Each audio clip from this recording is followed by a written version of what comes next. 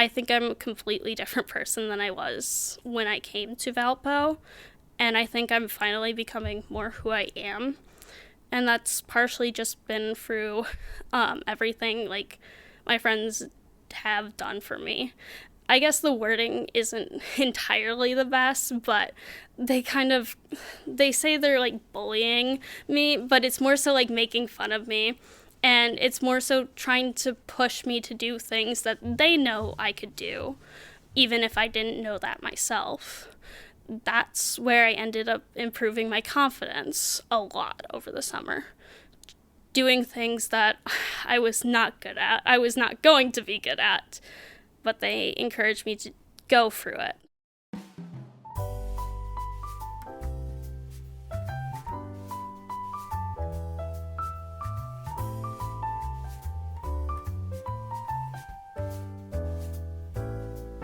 Hello, and welcome to Listening for Purpose, Our Campus, Our Stories. I'm your host, Simeon Klepak. In this season of the show, we're sitting down here with people at Valpo to talk about what inspires them and how they discern purpose in their lives. Today, my guest is Aubrey Kranz, a junior computer science and data science double major. And Aubrey, I want to ask you, on a good morning, what's your ideal breakfast? What are you going for? Typically I don't really eat breakfast as much as I probably should.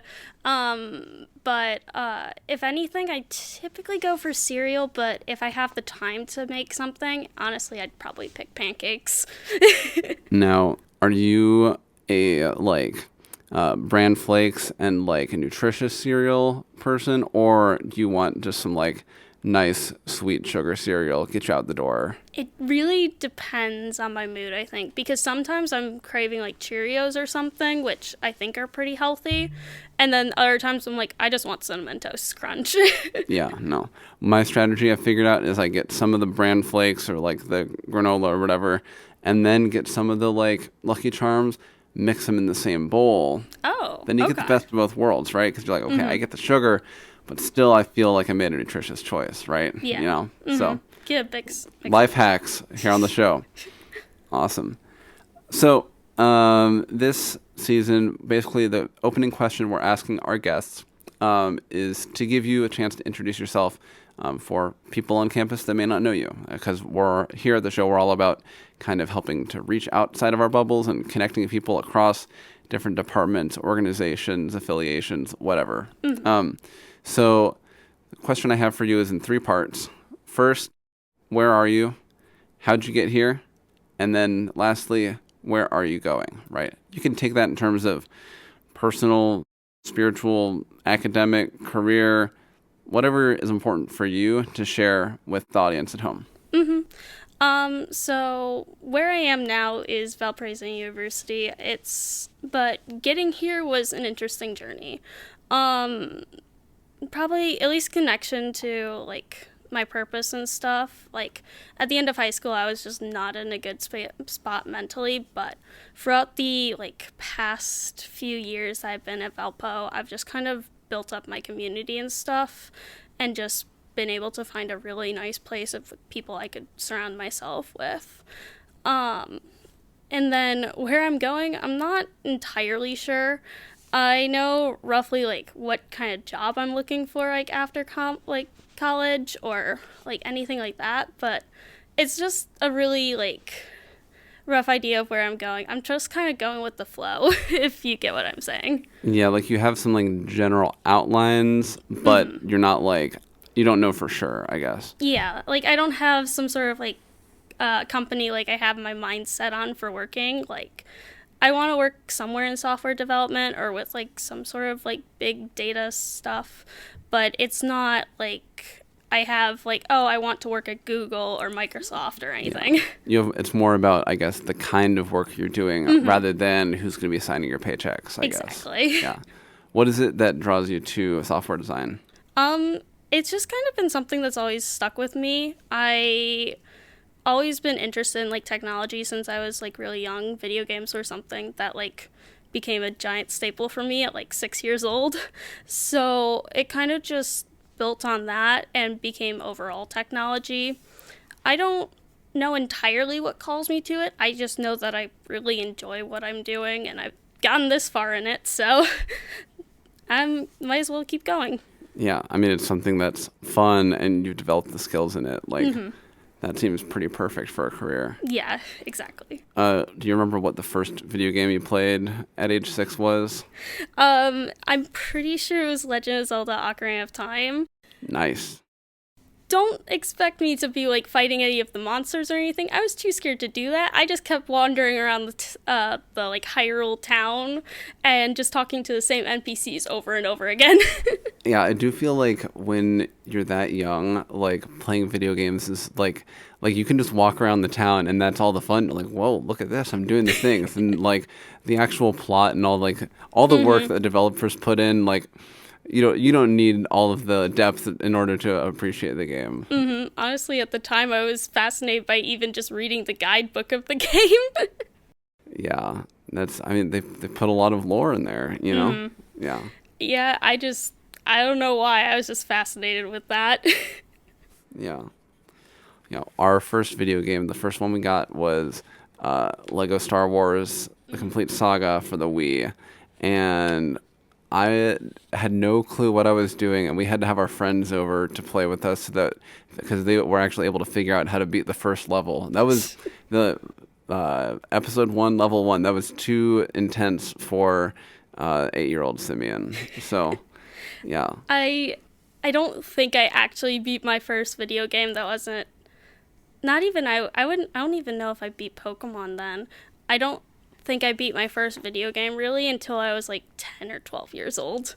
I just kind of just ran around places and did stuff. Yeah, it's kind of a mindset shift, I guess, where instead of like, I'm just going to play the game, to now I'm going to beat the game. You know? Yeah, I reset a lot of my save files for like Pokemon and stuff around that time, and I was always too scared to fight any boss myself, so yeah, it's high stakes, man. You can't lose all your XP.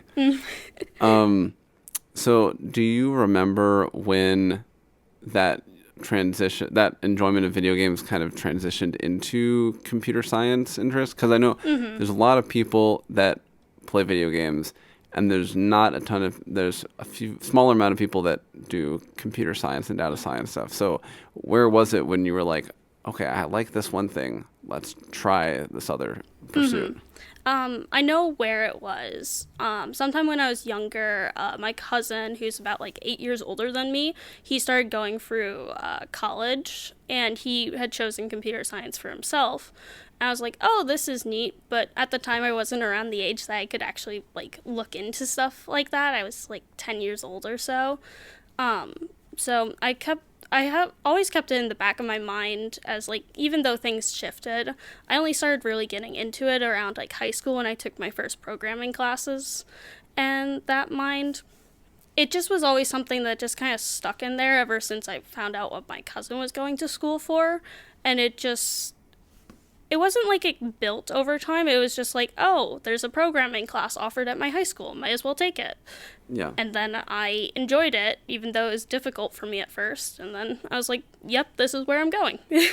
Yeah, like once you kind of put in the time to develop those skills, even though they were difficult, and then once you had that, I guess, like competence and that like that ability, you're like, okay, great. Now this is something I can use out in the world. Yes. Yeah. That's awesome. I'm curious of like the different computer science. Have you done a lot of of the projects you've worked on? Do you have any that you're particularly like proud of or like had a lot of fun doing?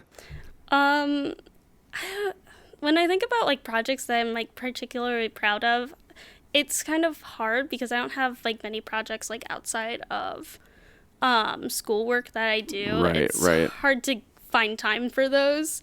I guess the one thing I can at least be proud of is I've made a small mod that just kind of changed some things differently in like The Sims 3. And it ended up being extremely popular somehow. I'm not sure how, but it got like 600 downloads and people liked it. So I was like, you know what? Fair enough. That's great. And because that's even like combining the gaming and the computer science in one project. Yeah. it was my first experience with modding. I would like to create my own mods for other stuff, especially for The Sims 3, but I have not had the time, nor, like, The Sims is one of those franchises that you, like, go in and out of phases of wanting to play. So I'm not really in one of those phases of, oh, I need to play The Sims, I want to play The Sims right now. It's just kind of, I'm in just vibing without The Sims mode, I guess. And if you're going to play The Sims, like, that's a time commitment, you know? Yes. Yeah. So for the folks at home who are not quite as cultured as we are, could you maybe quickly explain what modding is, and then also maybe briefly what Sims 3 is? But modding is more important generally. So The Sims 3 is basically like a small life simulator game where you like control people, and they have some automatic like interactions themselves, but mostly just controlling them, helping them go about their lives and stuff, and a lot less stressful world than our own. But modding is actually making like different scripts and stuff in that will help change the game and implement new things. Like, the best way I can use to describe it is like creating like a new interaction between like two Sims. You'd be able to, like, if you wanted them to talk about something in particular, you could do that. Yeah, kind of like expanding what you can do in the game beyond what the original like programmers put in there. And, exactly. Yeah, and that's really common across like all kinds of stuff. Like, yeah, the Minecraft probably is the most famous in my mind, just because there's like the base game of Minecraft is so simple in a lot of ways. Like, people just like went crazy with like we're gonna put Pokemon in here, we're gonna put Lord of the Rings in here, we're gonna go all over the place. Yeah, Minecraft was pretty much the first thing that got me aware of modding in the first place. I have never modded Minecraft. I've looked into it, just haven't had the time. Yeah. But I mean, that doesn't stop my interest in it. I still see the mods and stuff pop up. I just don't play the game as much anymore. Yeah. Yet again, time is our greatest friend and our greatest enemy. Yes, definitely. So, as we transition to the next part of the show, this season, we are having our guests bring on something that's helped inspire them or be a passion in their life, whether that's a book or a movie or a show or a game or a poem or even a really great podcast like this one. And so we want to just talk about that to get to know more about you. So, Aubrey, what have you brought for us to talk about today? So my game is not really much of like a story-driven thing, but it's really helped me just like develop what I was working on in life. It's a competitive game called Overwatch. We actually have a team here that shout out Esports Overwatch team that I've become the team captain of. It's a first-person shooter where you, in teams of 5, go up against another team of 5 and work to accomplish some sort of objective, whether that be getting a car to the other side of a point while the other group tries to stop you, or just controlling a point for a certain amount of time total, something like that.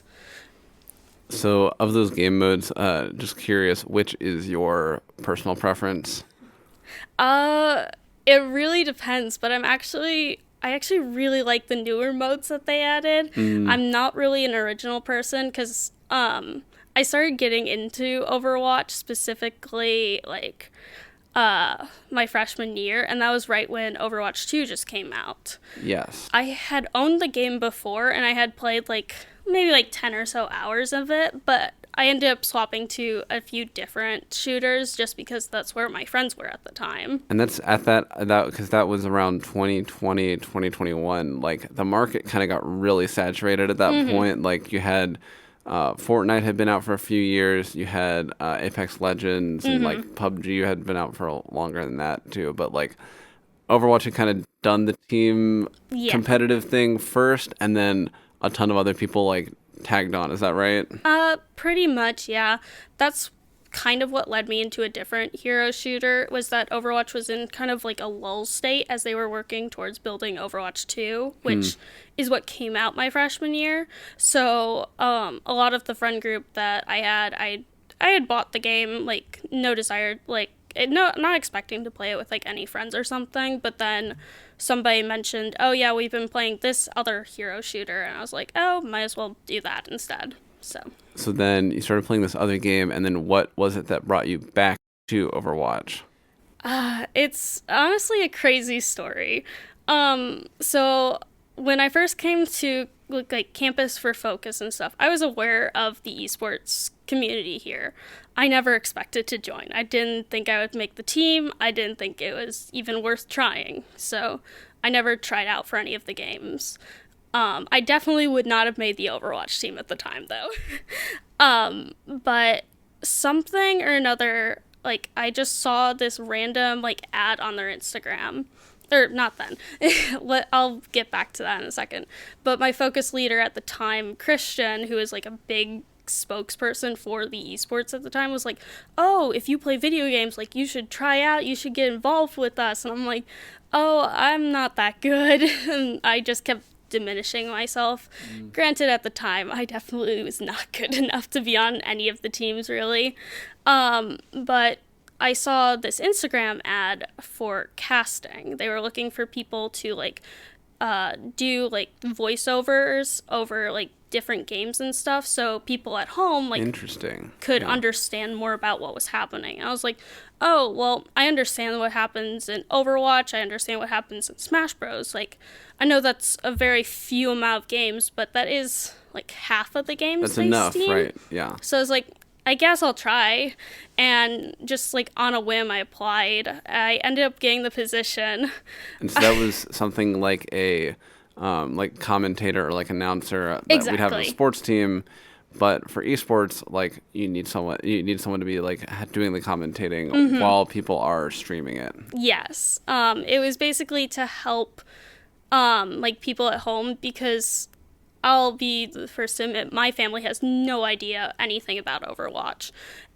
Same thing with, like, my cousin, who even plays video games. So having somebody who's, like, commentating or speaking over top of it helps them understand if they wanted to watch, like, one of our games or something.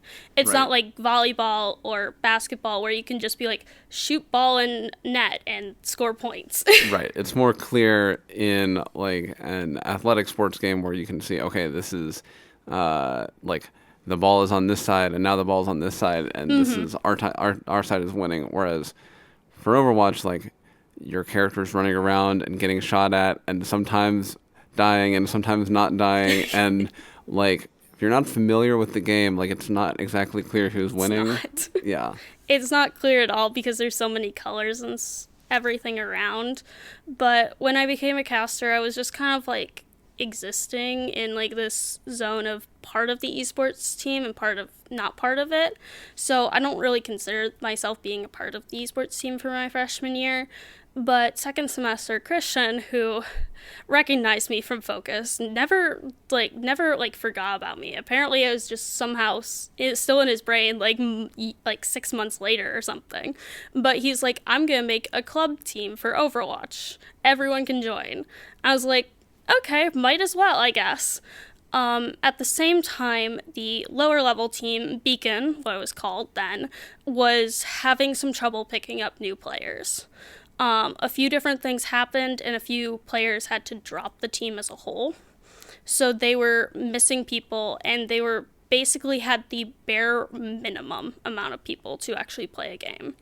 There was one person who had their name down but was refusing to play. So is it you need 5 people for a team, or do you have a couple alternates? You need 6. You need 1 sub and 5 for the main team. And although, like, and they wanted to, like, try and build up more of their roster, though there wasn't many people that were expected to graduate that year, especially with the situation that they were in. They're like, we need to get somebody who can be a consistent sub, who we know, like, we can call to come play in. And like one day before even like any of the club games or something started, I think it was Christian was like, "Hey, do you want to play with Beacon?" And I was like, "Okay, why not, I guess." Turns out I was trying out for the team. Whoa.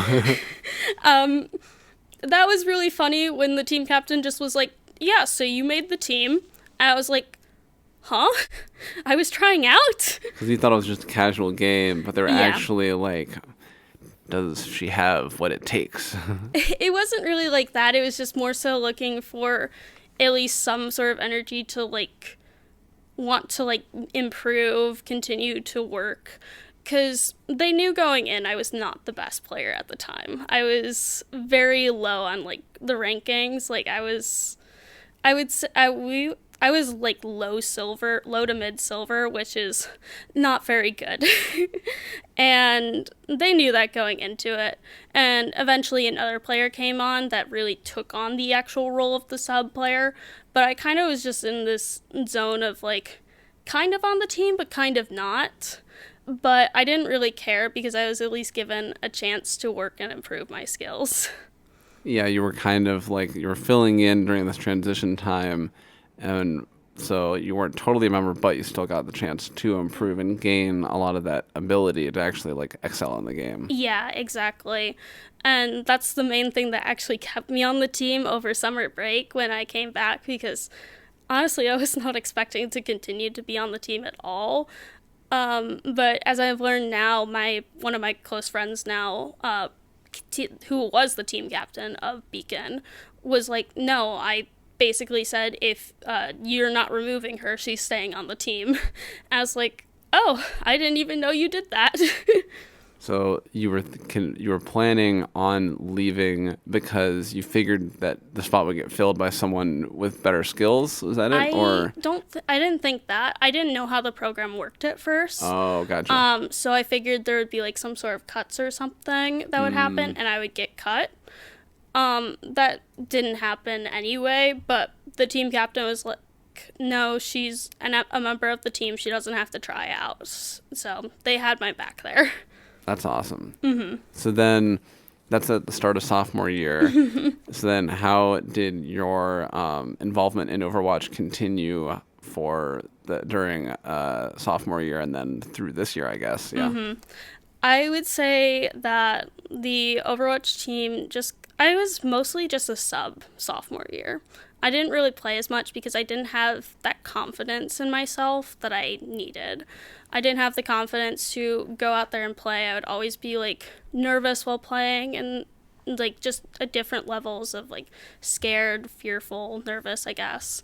And it would affect others. It would rub off onto some of the other players, which might affect them. Right, affects the atmosphere of the game, yeah. So even though like I was nervous, I didn't really play that much, which was completely understandable. The roster also shifted a fair amount of times sophomore year, so it was a very mixed bag of who was on the team anyway. I just kind of was sitting there as the sub. But as the year grew on, I realized, oh, there's a chance that I might be in a more serious role next year. Yeah. I was improving still really quickly. I had grown a lot as a player from my first time starting. And I was just like, oh, this might be like an actual thing that I'll be doing next year. And by the end of the year, I had to start making decisions about like, am I going to put my focus towards esports, or am I going to put my focus towards things like band, which had previously conflicted with it a lot? And I ended up choosing esports just because it was something I had never really been a part of, whereas band I've been a part of since I was like in 4th grade. Right. We're going to take a quick break, and we'll be right back.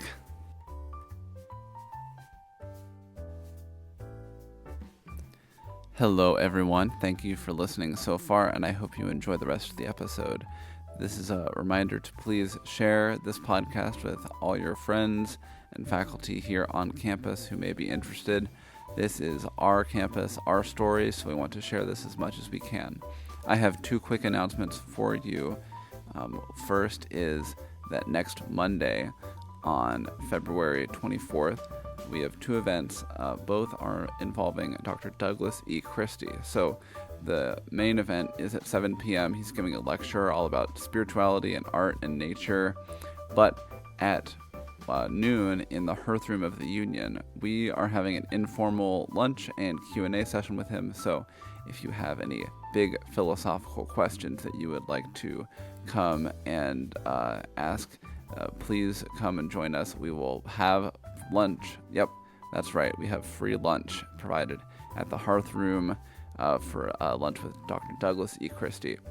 And the other thing I want to keep on your radar is the Fulbright program. This is a program through the State Department for American students to go overseas and teach abroad, right? So this is a great program for when you graduate. If you're looking to graduate soon, you basically get funding to go anywhere in the world and teach English to other people, and get more connected across the entire world. So those applications start in April, but we have some info sessions coming up.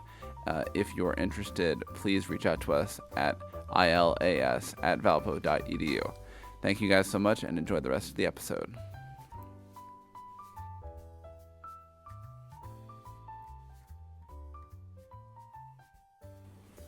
Hello, and welcome back to Listening for Purpose. I'm sitting here with Aubrey Kranz, and she was just sharing with us about how near the end of sophomore year, she was kind of having to choose between going deeper with esports and taking on more of a leadership role, or doing band, because those had kind of conflicted in the past. And how did that decision end up shaking out for you? I feel really glad with my decision. I feel like at the end of my sophomore year, I developed a lot of close connections. Pretty much, but the only friends that I didn't have that weren't in esports were actually my sorority. And those two worlds were completely separate, as one may guess. But I had built up such a community in esports that I was like, well, I mean, I'd still be a caster if I chose band, but I wouldn't be able to spend like as much time with them as I was still spending with them. And so I was like, well, the opportunity is there. I think I'm just going to go with esports. And trust me, it was not an easy decision in the slightest. Some people think it is, and it wasn't. It was hard because it felt like you were trying to choose between like two of your passions, because as the year went on, I just kind of grew more and more passionate about like the esports program as a whole, not even just specifically my team, just like I wanted it to grow and excel. And by the end of that year, it was also then starting to look like that if I were to be on the team the next year, I would be the team captain of one of the teams, which was a crazy thing to also acknowledge at the time, which also is like, okay, which one will help me maybe with my career as well? And that was something that also went into it. And going into esports, that would allow you to have more of a, I guess, leadership role in a way that involvement in band, you would kind of still just be doing the same thing you had been. And like, I love band. I tried to keep some music in my life by staying in one of my orgs over the fall, but as I would find out very quickly, esports was very time consuming. My team captain role had brought on a lot of challenges that were unexpected. I mean, we didn't have a coach for like the first 3 months of the year or so. So I was fulfilling the role of a player, team captain, and the coach. That's a lot of responsibility. Yes, it was. A lot of things happened last semester, so I was really stressed out, but I mean, I wouldn't change it. I was the main thing keeping part of that team alive. I was like, so pretty much everyone I had known on academy had pretty much graduated or was not returning to the program. Whether that, or not returning to the program, like going up to the other team, the varsity level. Right. And so that pretty much included like my two closest friends at the time somebody else I knew, and then the other person, so that would be 4 people, and there was 1 person graduating and 3 people moving up to varsity. And that left me and 1 other person who had only been on the team for a semester. So I was in a very weird state of like, well, somebody needs to run this team. Like, somebody's got to be around to make sure that it can work. And while I did try for varsity at the beginning of the year, I realized that, I was supposed to run academy. There wasn't many options for other people who could run it. So it sounds like it was less about like you were like, I really want to take this leadership role. I really, and I like it was you're really like seeking out that leadership, and it was more like you were a big part of this community. You really cared about the people in this community, and all of a sudden there was a need, and you're like, oh wait, I'm needed to step up and to fill this role. Is that accurate? I would definitely say that was part of it. I was not looking forward to being on different teams, especially from like my 2 closest friends in the esports program. I wasn't looking forward to that, because I'd also like to mention that year we graduated so many people. I think we graduated like 10 plus members total. Oh. Yeah, and that wasn't just exclusively in Overwatch. It was in Smash Bros, which I had also built, not really community there because I wasn't on the team. I didn't practice with them or anything, but I became really close friends with a lot of them. Like, I started talking to them more just because I was the caster, so I had to know a little bit about them. Right. And you've built up these relationships over time, casting for all their games and stuff, and then they graduate and you're like, oh crap, now who do we talk to? Yeah, so it was like a giant change, and especially with like my 2 closest friends at the time moving towards varsity, I was like, well, this means that there's going to be less time, because their majors were very intensive. Meteorology and engineering are not the easiest majors. So that semester was rough just because I couldn't really even spend time with them as much because we had conflicting schedules. The varsity team and academy team met on alternating days. Yep. It was a very fun story, or fun situation, I guess. But I just kind of had to just work through it. And I'm really proud of where I was able to get the team as a whole. I think looking back on it now, being able to, like, with Academy specifically, and even if it was, like, unfortunate, like, I couldn't spend time with my boyfriend, or I couldn't spend time with, like, my other friends, like, being able to play games and stuff with them, it still was, like, I'm still taking on this thing, and I saw the Academy team just kind of really evolve over time. A lot of things, like a lot of improvement was just made overall, and it makes me really happy. Yeah, so even though, like, the time you put into Academy, there's a lot of sacrifice there where you didn't get to see your friends that moved up to varsity, didn't get to see, like, your, close friends and stuff as much. You're still, so you sound like you still have a lot of pride in the work that you were able to do because, like, the team got better. And, like, sounds like there was a lot of, you had a lot of new recruits. There was a lot of people you were kind of building up from the ground up, right? And yep. We took on 7 new people, which was basically the amount needed. Which was basically the amount of one total team. We took on an additional sub for each team. So 2 people were on the varsity teams specifically, but 1 ended up having conflicts, so he ended up joining for most of the academy practices and stuff, just to get some experience and stuff, and be able to jump into the varsity games the next semester if he wanted to. So we wanted to make sure that he was still getting that experience, still being able to grow and evolve as a player. So that ended up with pretty much all 7 of the new players under my wing, I guess it was. And wow. Yeah, the only one that wasn't was actually an upperclassman. So then when you are working with new people and I guess like coaching them, do you have any like I guess coaching philosophies or like leadership ideas that you found were helpful as you're like trying to help new people figure out what to do?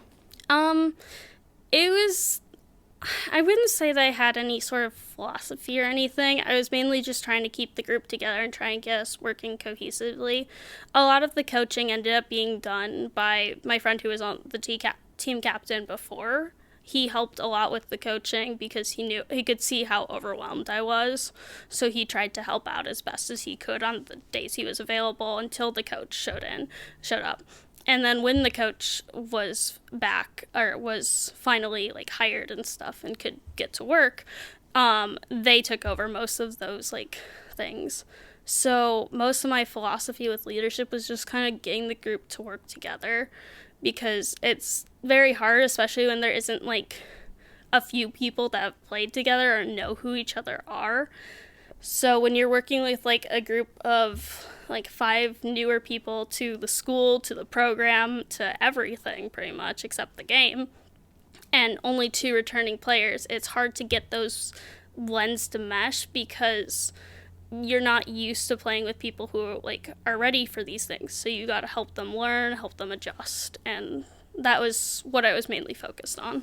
Because regular Overwatch, you play on a 5-person team, but if you're just like playing at your house, you don't necessarily know who you're gonna be on, who's gonna be in the lobby. Like maybe it's a couple of your friends if you get the lobby code or something, but like it's a lot more individual. Yes. So is that a hard transition for people to make, going from playing as like, oh, I'm just me and I have my teammates that might help me out, but we also might just goof around, to like, oh wait, we actually have to work together to actually be like a sports team. Yeah, it's a huge adjustment for anyone. I struggled with it. A bunch of other people struggle with it. Even the best players can struggle with it. Like, you could be one of the top players ever, but if you've never really worked in that team setting before, it's going to be a rough experience trying to get into it, get into just the different sort of, not vibe, I guess it is, but like different style of playing the game. Because you have to be more focused on what are my teammates doing, how can I assist them, instead of, whereas like when you're a solo player, you can kind of do your own thing and still kind of get away with it.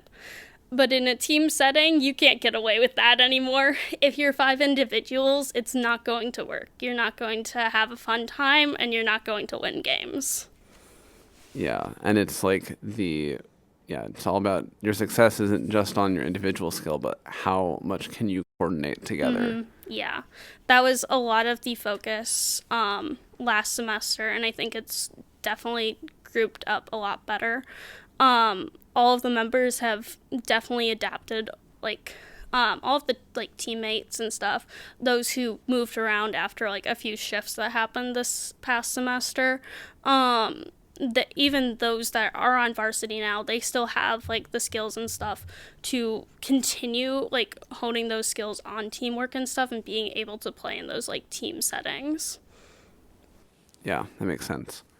And then how have things been going this semester? I mean, we're only like a month in, but has the esports season kicked up recently, or how are things going? It's pretty much we've had one conference that we're kind of just in for like, because it's a conference we've been in pretty much for the entirety of the esports being a thing. It's made up of a bunch of schools, like smaller schools in like the Great Lakes area.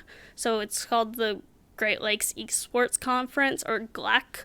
And with GLEC, we are pretty much like, we're not really expecting to win or anything, but we're trying to make as much of like a stand, I guess. Like, not expecting to win the whole conference or anything, but we're just trying to like do as best as we can, get like wins under our belt, try and do as much as we can, and just evolve as a team. Like, yeah, we want to win, we want to try, but like if we don't, we don't. And I mean, that's a philosophy. It's still kind of hard to get into even my own head. Right. Yeah. I mean, since you guys are such a new team and so many people on the team are newer players, like you want to just like have stuff right away.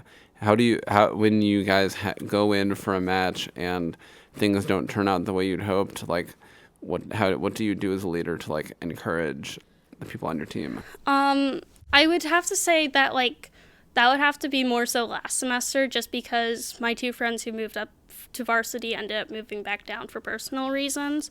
So a bunch of different people moved up. There was somebody who went abroad too, so like there was a bunch of people who had to be moved around and stuff. Bunch of moving pieces, bunch of shifting change. Yes. Our favorite thing, right? Exactly. The favorite thing you want to hear halfway through the year, especially with the sports team. But before, I just kind of tried my best to try and encourage them, keep them moving forward. My coach was extremely good with, like, really well with it, trying to keep the, like, I guess, passion still going and stuff. Because we started very rocky. It was good, but it was rough, and there were signs of like good things to come with the players that we had. It was just really rough. But by the time we had the coach in later, like end of semester, if we would have faced some of the people we faced at the beginning of the semester and did a few things differently with some of our games, it would have probably turned out like a bunch better. And I think, and I'm not disappointed with where we ended either. We ended up being able to take down the 2nd seed overall. Ooh, let's go. Even though we were the 5th seed. That's awesome. Yes. Good for you guys. Congrats. So, I mean, we didn't make it to playoffs, but in the end, like, we could show that, like, we stood up, like, we were still in the contention with the other 4 teams. It was not impossible for us to be able to fight with them for those spots. That's great. Mm-hmm. So as we've been talking, I've been really interested by, I hear this connection between like esports and Overwatch and also like community on campus. And how has your involvement in esports translated from like this is just a hobby to like an actual like community that has been there for you? So as I mentioned before, I had a really rough high school experience, and I started getting involved with esports like my first semester, it being at Valpo. And it was rough. I didn't really connect with anyone that great. Like, there was, like, mild acquaintances, I guess I would say. But there wasn't really, like, anyone I would consider, like, oh, this person is my friend. And then the next semester, it kind of evolved. I kind of had some friends from the Beacon team, Academy now that it's called. And this, like, I had a few friends figuring that sort of out. And just kind of building more people around me, I guess, to try and help mitigate some of the stuff that happened to me in high school, I guess. That's the best way to put it. So that kind of, it was really small at first, mainly because I wasn't actually on a team. I wasn't playing with them actively, like, I was only really playing with people, like, outside of practice or anything. Maybe I would play a game in, like, one game, a scrim or something, but that's pretty much it at the time. Going into my sophomore year, I just started developing a lot more of the connection with the Smash Bros. Team, as I mentioned before, as well as getting more of a footing in my own team, as I had just joined. And that was where the other coach at the time, like, started trying to encourage me. He had a lot of, like, really encouraging things to, like, just, like, say to me and stuff, try and encourage me to keep doing my best, like, just all these things. And and my team captain at the time, he was standing up for me, even though I didn't know it at the time. The other person I sometimes played support with, they were also standing up for me. They were supporting me and all of that. And with Smash Bros, like, I have so many friends I still talk to today, even though they are graduated. Even the one person who graduated from the Academy team, Academy/Beacon team last year, I mean, I still talk to them occasionally. They're just really busy. Right. But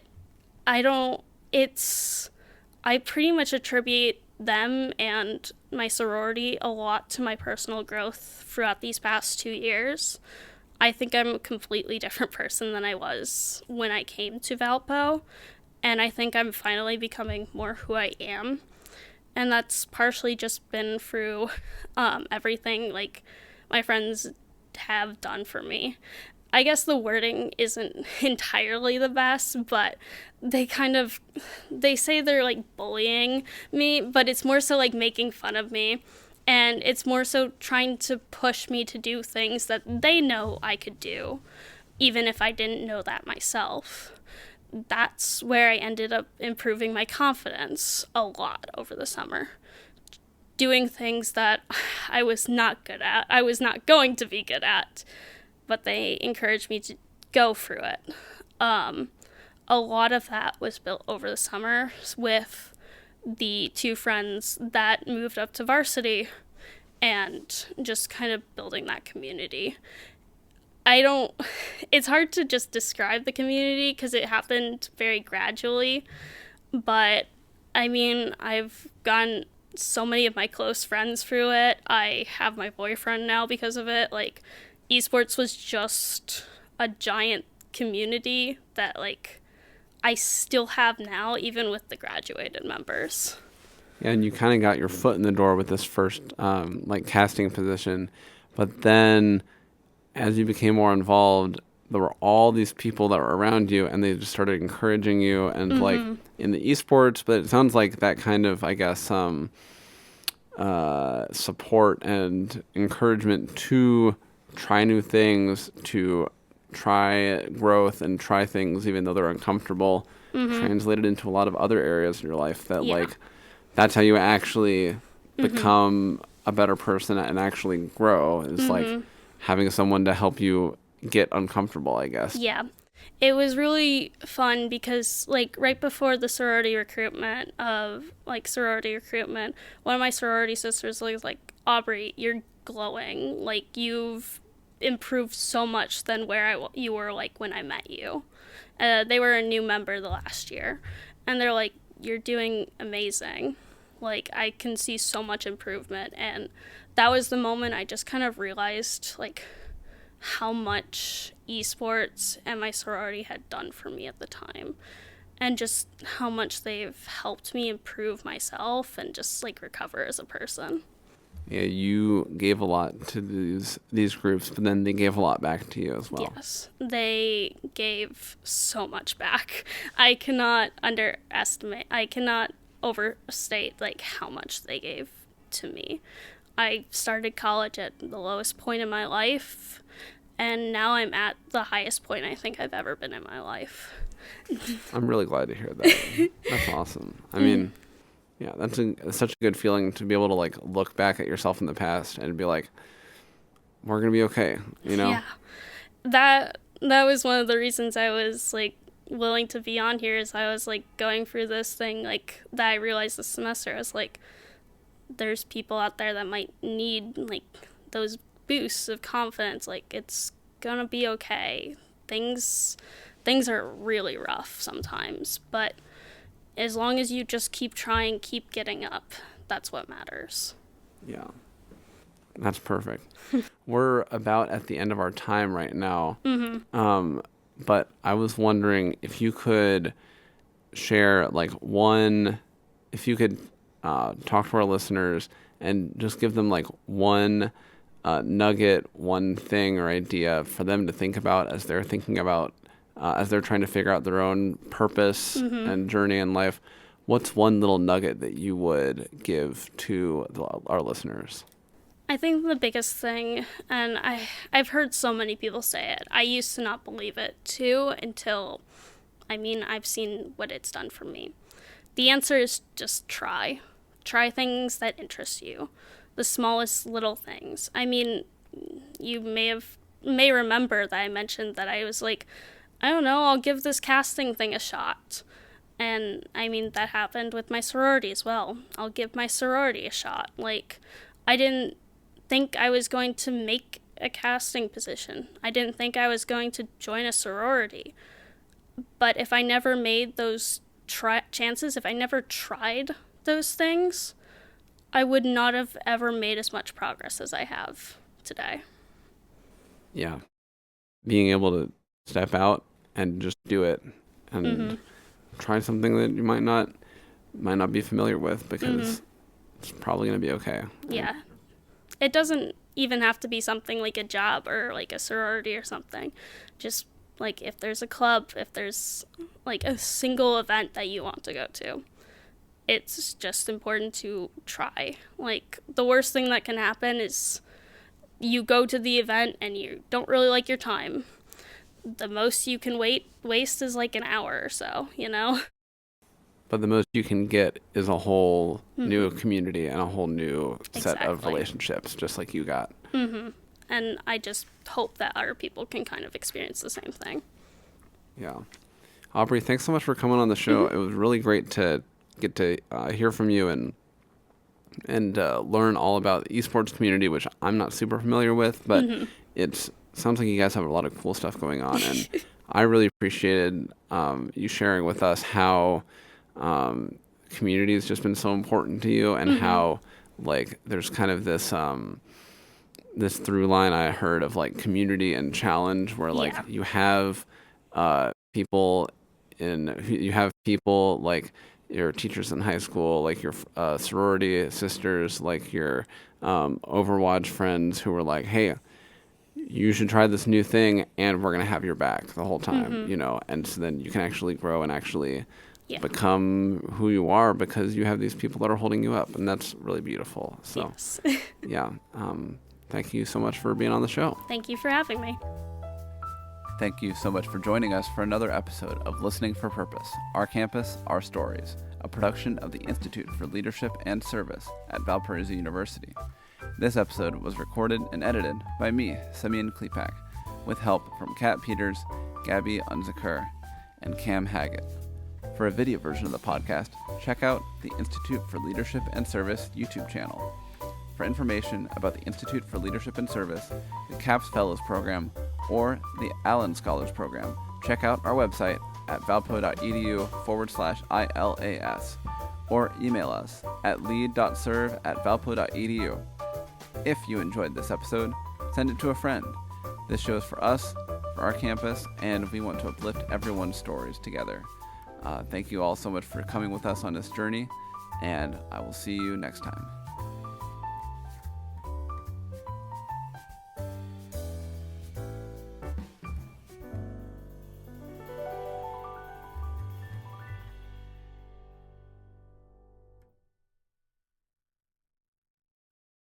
Our Campus, Our Stories, a production of the Leadership for Institute and Studies at Valparaiso University.